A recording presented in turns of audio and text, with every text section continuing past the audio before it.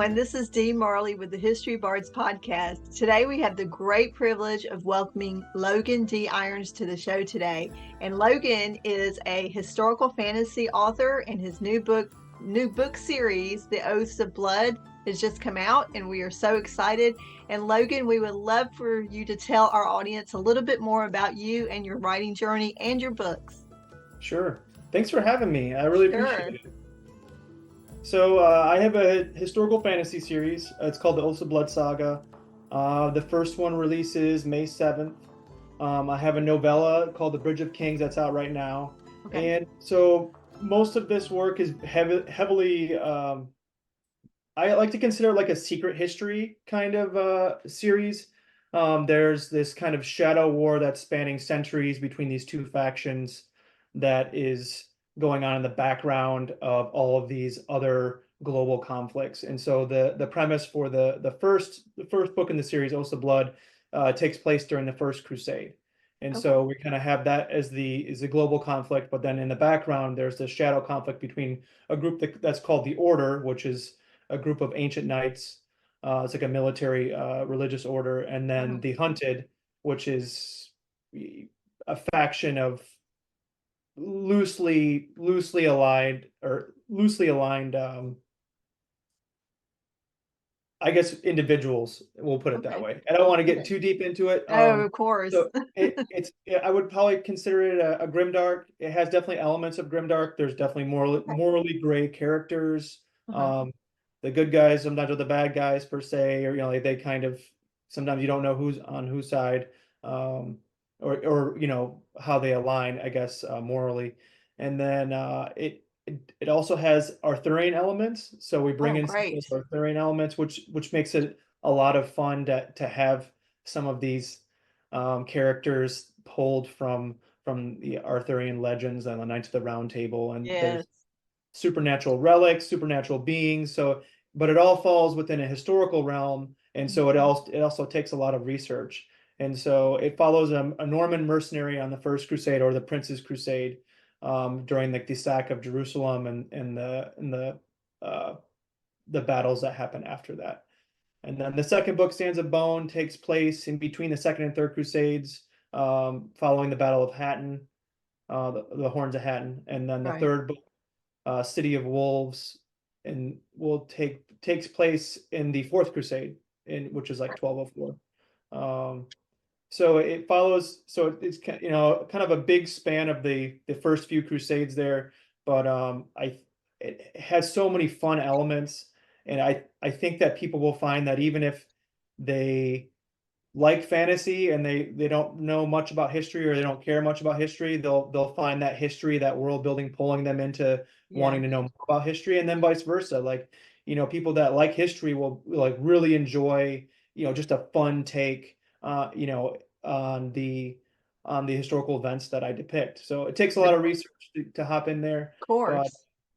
But yeah, there's three books, and then there's a prequel novella called Bridge of Kings, and that follows a legendary berserker, Ulf Bodvarsson, at the Battle of Stamford Bridge. And that's a great intro. People have really been enjoying.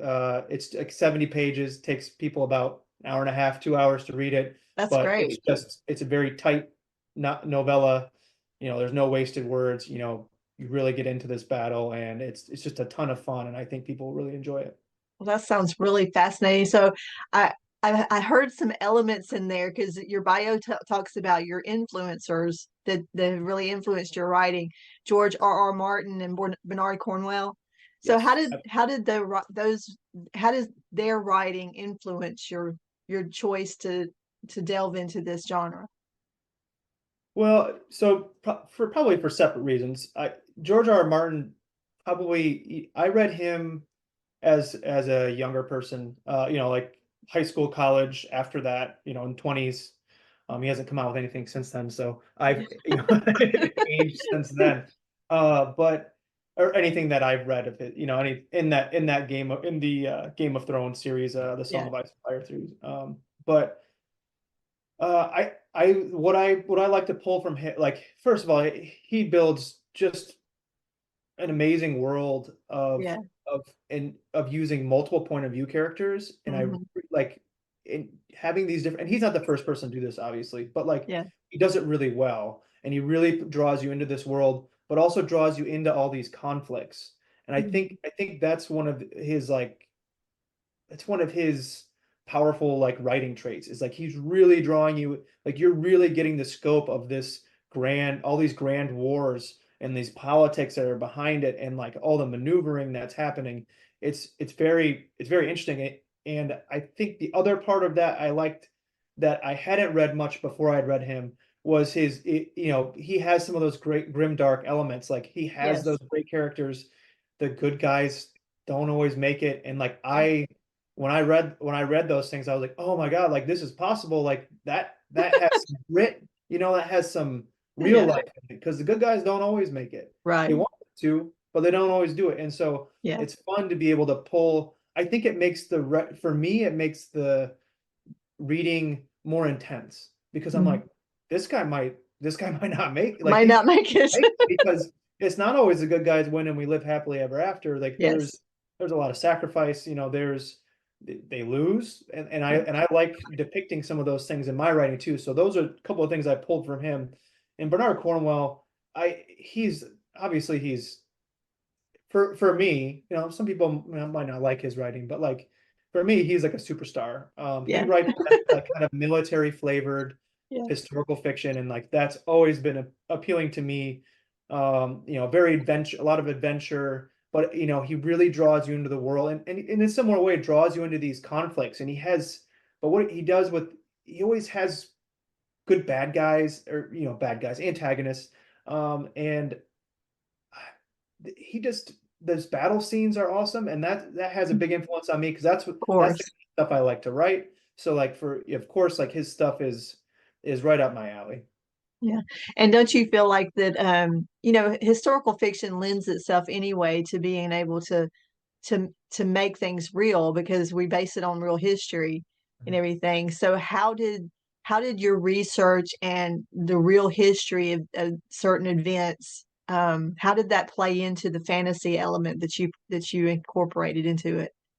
Yeah. So like for you know the Oaths of Blood here, we I I kind of use the history as like almost like a timeline. I use it Hmm. as an outline, a template, and so um you know I try to when I'm doing my research or you know this sometimes this happens during the idea generation phase. I'll be like, yeah, Yeah. I'll be reading about just on Wikipedia, like, hey, how does generally did this thing happen? How did generally Yeah. this war go, or not war or battle, you know? And I'll look at that and I'll learn about it, and as I'm reading about that, I'm looking for elements of story within it. Yes. And so a lot of times I'll, you know, especially like a hook or inciting incident, I'll find as I walk that I'm reading thing, I'm like, okay, like that's a good starting point. We can start right in the middle.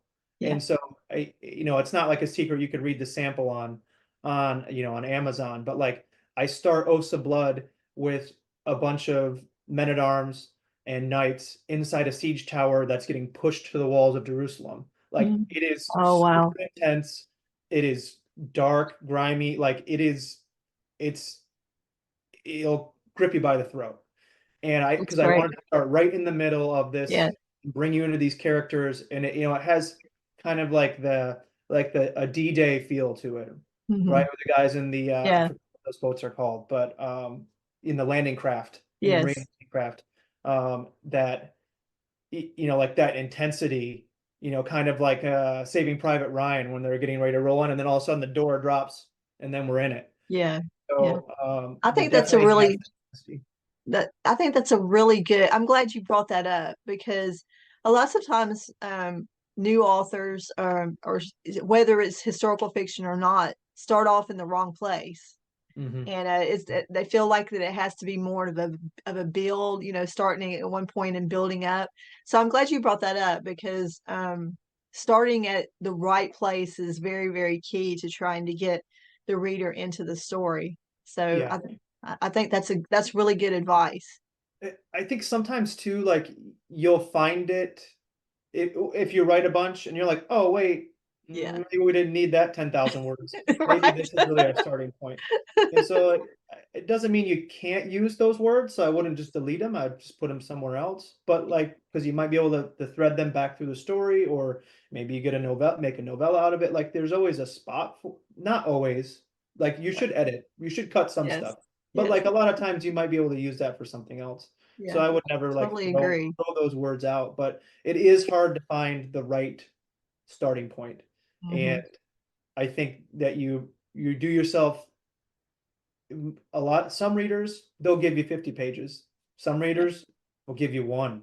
And Yeah. so you got to make sure that you grab them right away. That's And exactly you can right. slow it down a little bit later, and we can get to know everybody a little bit more. But like you got to make sure you're like those first 20 pages, you're like, oh man, I gotta know what happens to these people, Yes. these guys, or whatever.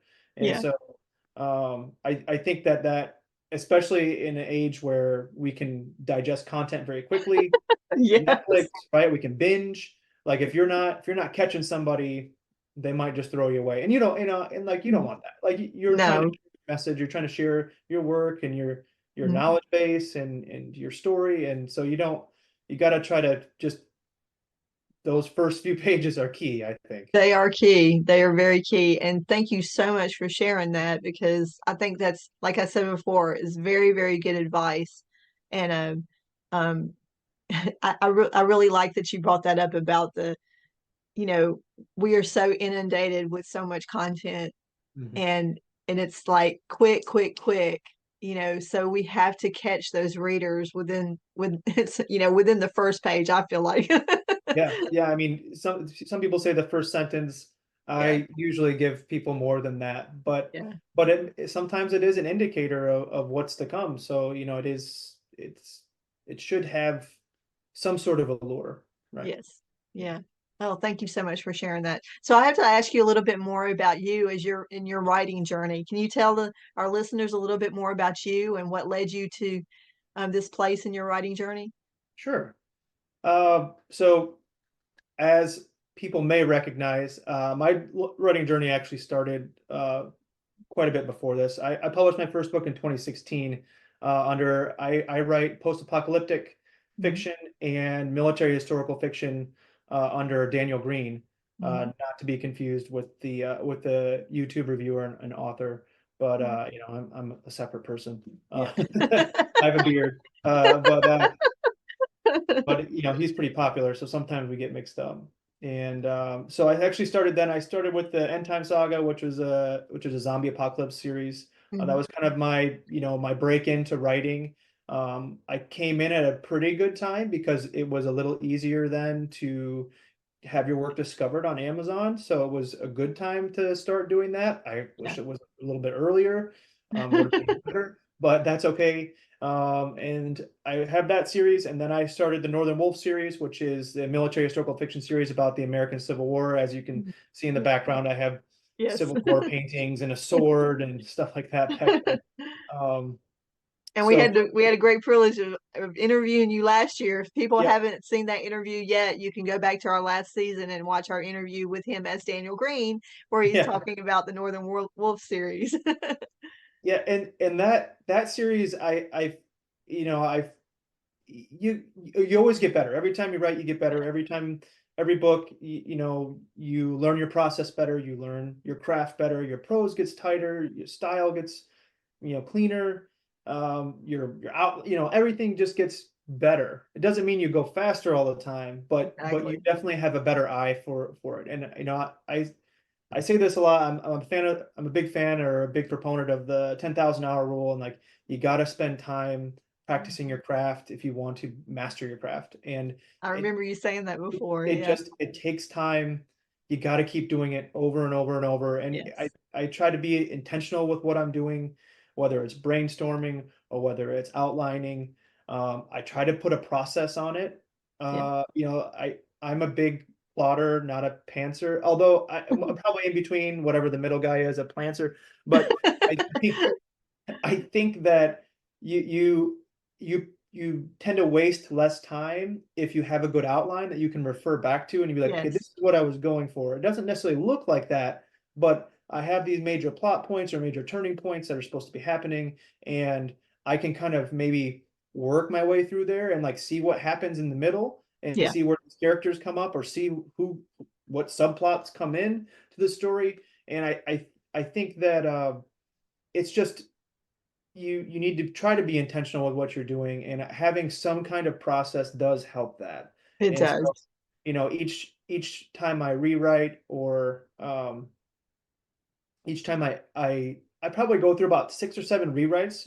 So I did the rough draft, and then I don't know how deep we want to go into this, but I do like No, a fine. That's fine. You chapter. go right ahead. Okay. So then I do like a chapter by chapter, where I read through and I make like outlines of what happens in the chapter. And like that really helps me understand what I've actually written versus what I thought I was versus the Yeah. outline I have. And then I can adjust it and Yeah. make sure that structurally the story is sound. So that usually ends up being like 10 pages of just like paragraph of chapter, right? You're just Yeah. condensing it all down. And I make sure I make notes of the plot, the plot lines, the character arcs, the subplots, Yeah. as I go through, because I want to be able to refer to that. And I do refer to it. Usually I can kind of tell what's working and what's not as Mhm. I'm after I review it a couple times, like, oh, okay, like we got to really beef up. I'll make notes on it. We got to really beef up this section, or this guy needs a better storyline, or he's got to go. Yeah. That kind of stuff. And then I'll do just another scene rewrite where I kind of get deeper into it, and I'll look at the scenes and how they flow. And like, there's some scenes maybe that I skipped over. I didn't really want to do it. It Yeah. wasn't feeling it. The muse wasn't there that day, so I'll cut those out. And sometimes that's where some of the minor characters get bigger Yeah. roles to play in the story. And then I kind of, at that point, I am willing to give it to beta readers and get some feedback, because I want to make sure the structure of the story sound Yeah. before I move into any kind of like stylistic or prose editing, or just reading for more details. Yeah. Uh, so I let them do that, get their feedback. And how important do you feel like that is to have a beta reading group? I think it's very important because you don't recognize your blind spots all the time. And so you might know they're there, but you might ignore them, or you just might not know. And so having somebody else read it and be like, hey, I didn't understand all this stuff. And you're like, you know Yeah. what? That isn't a hard fix. I just need to do XYZ in these 3 chapters. Yeah. And all of a sudden, something that was confusing makes a lot of sense to somebody. So there's always feedback's always important. Yeah. I Good or feel like bad. that too. I You feel have to like be that people too. you trust, right? You have to be people you trust, because Yes. you don't want someone blowing smoke at you. You don't want someone like turning you upside down for no reason either. So, Yes, there's exactly. you have to kind of have them be intentional too with what they're doing. So yeah, it is important. Yeah. I always trust my betas. But yeah, after that, then I get into the prose and style, and then I am doing a read out loud, which takes forever. Yes. It is by far, and it That's can be another thing that I exhausting. really appreciate that you're bringing out is reading it out loud. I Yes. do that as well, and there's something about it that just it almost makes it like authentic to you, Mhm. as you're reading it. And if it doesn't have that ring to it, that's sounding right, that Yes. there's a reason for that. Yeah, because when you're reading it in your mind or reading it whatever off the Yeah. page, not out loud, you tend to be more forgiving about the way certain if you're repeating word. Yes. So I think I don't know if a lot of authors have this, but like I'll have sometimes where I'll be like, hey, I used that word 3 times on this page. Like it doesn't sound like as good as I want it to be. Yes. Does it work? Probably. Most people probably wouldn't even notice. But Mhm. the editor, or when you listen though, Yeah. if someone's listening to the audio, they might really hear that and might bother them, or it might, Right. just come across as more amateurish than maybe you would. Exactly. Exactly. So the read aloud, I actually do that a couple times now, Uh-huh. uh, because sometimes you'll find editing things that you can fix, Yeah. not just word choices or repetition, but maybe you missed an of or an a. That tends to be, for whatever reason, when I write, I don't like to I don't like to have those in there. Um, so I always find a couple of those too, Yeah. and I'm sure one or two slip through too. But Yeah, it um, always does. I was telling somebody, and I probably told you this last time we talked, that when I first read Pillars of the Earth that I found three. Yeah. I found 3 typos. I was like, whoops. So it happens to everybody. Yeah, and it does. And sometimes I try not to, like, when I read, I try to, read for my own enjoyment, but I'm really, I'm also learning from other people's craft too. But I'm really not focused on the editing part. But like if you do catch one, you catch two, you catch three, then it starts to distract you. And so you don't want to do that to your readers either, Yes. if you can avoid it. So I always say, I'm a big proponent of having an editor. You definitely need an editor, and you probably need Absolutely. a proofreader too. Or you probably need multiple passes. So and even then, it's probably not perfect, but at least you've done your due diligence. You've gotten most of those things out of there that might distract a reader. Yeah. Oh, thank you for sharing all that. All of that is great advice for anyone starting out, even for ones who've been doing it for a long time. It's great advice for us to kind of remember all of that. So tell us a little bit about, you said that your book's coming out May 7th, Yep. right? Okay, so tell our listeners about where we can find you. Are you having any book events or anything like that, a book launch? Well, and I don't know if this will be out before then. So, I'm going to RavenCon, which is in Richmond, RavenCon 17, and that's this weekend, or Okay. this weekend. It's April 26th through the 28th. And so Okay. I'll be a guest there, and I'll be on several panels. So you can find me there. I'll bring some books to sign if people. I'll bring a bunch. I'll bring some of all my books if people want me to sign them or buy them or whatever. I have that one lined up. I don't, as of right now, I don't have any other events lined up for May or June, but that might change. Yeah. So but other than that, you can find my Osa Blood. Actually, you can find all my books on Amazon. Osa Blood, only the first book's up for pre-order right now. The second one should be up for pre-order pretty soon. Okay. They're just, we're just working on so I have a publisher for that, is Athon Books. So they're working on getting it formatted and then to the audio. So I don't know when it will go live on, it'll probably go live after or close to when the first book launches here. Okay, that sounds good. And we'll be sure and put up this information. And actually, we're going to try to, since you said that about this weekend, we'll definitely get this posted on YouTube before then. Oh, sure. Thanks. Yeah. And also we'll let our listeners know you can find out more about Logan and his books at logandirons.com, and we'll make sure and have that posted on the screen. And we are so excited for this. It sounds super exciting. I personally love historical fantasy, so it's right up my alley. And so we're really excited. You've had like a history of having a really successful series, and so we congratulate you on that. Thank you. And to all our listeners out there, please go out and grab up these books in this series, Oath of Blood series, and also you can go back and see the other video with him as Daniel Green, and pick up the Northern Wolf series. That's also an excellent series to read. We thank you so much for being on the show today, Logan. Well, thanks for having me. I appreciate it. Absolutely. And next time you have another series, we would love to have you back. I will be here.